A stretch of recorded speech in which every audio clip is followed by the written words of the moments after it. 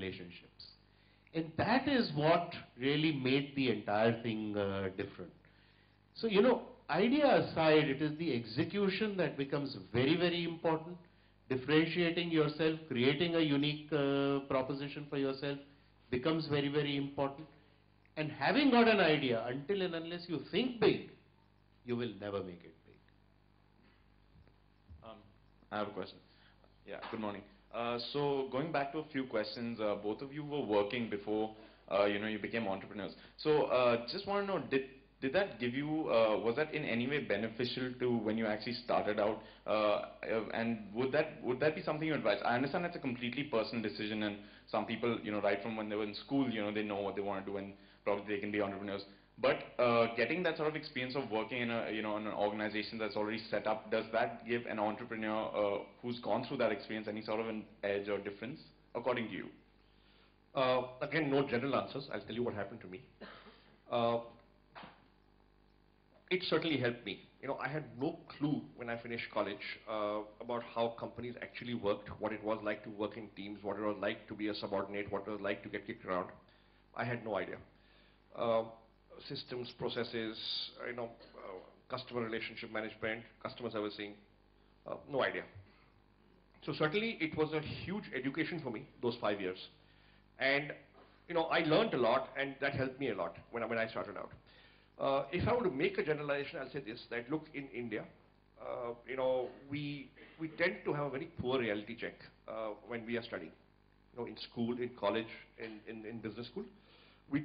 Many of us don't really have a good idea of how the world actually works. And therefore, it's usually useful to go out and get some experience, and learn in a company, which is a good practices company, which teaches you. And then, once you sort of found your feet, then you can figure out the way ahead and how you want to move to entrepreneurship. But like I said, there are no general solutions. There are enough success stories, both overseas and India, of people who've built huge companies, valuable companies, without working elsewhere. Whether it is Google, or it is Yahoo, or it is Microsoft, or it is Oracle. And if you look at Dhirubhai Ambani's example, then you shouldn't even study beyond class 8. So forget about working for somebody else. So there are examples of all sorts. You must figure out what is right for you. Good morning, sir. I have a couple of questions. First, if you have a particular idea and we have a very low seed money, how can we go about the market research to go about whether this will be workable or not? The market research for a particular idea. The second thing is, do we need to go for a venture capitalist, and how to make them believe on us, especially if we don't have a specific brand? Then how can we make venture capitalists believe in us to scale up our venture? Okay, so the first question had already been answered as to how to go about doing feasibility study and so on. The second one, put yourself in the venture capitalist shoes. Okay, where will you put your money in? All right, and you will have the answers. Right, so if somebody comes up to you, suppose you are a venture capitalist, and a person sitting here comes up to you and says, will you invest 1 crore with me or 5 crores with me? Then what is it that will help you decide that? Okay, and you will have the answers. Essentially, people are looking at that idea. They're looking at a business plan. They're looking at a team. They're looking at some sort of a prototype. And by the way, there are different sort of stages which are there, in the sense that there are very few businesses where you go straight to a VC.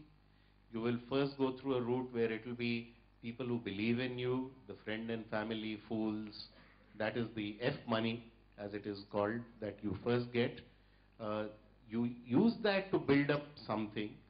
Once you have done that, then you can go to angels, because by that time you have something to show, and therefore there are people who would be willing to back you up and put in some more money, because by that time the risk in that business is lower. Once you have reached a level and now you've got some customers on board and you've got a sort of a business going, that is the time when you can then go to venture capitalists and ask for still larger money. So there are different ways, there are different stages. And again, I'll give you my personal story there. before I started cyber media, there was another company that I had started, which was International System Services, which was a software company. Uh, so what happened there was that, thought of this idea, started discussing it with one of my professors from IIM Calcutta, and he says, well, this is really fantastic. What you're talking about makes sense. So I said, sir, will you also put in some money? And he actually put in some money in that entire business.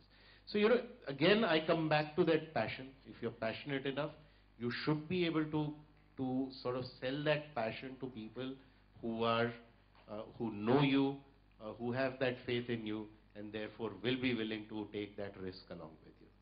Are you studying or are you working? What are you doing, sir? So whatever idea you have, I suggest you go and meet 50 prospective customers. Okay? That's your market research. Meet them yourself. And if at the end of meeting 50, you're not clear still, then meet 50 more. Okay? But go and meet customers yourself.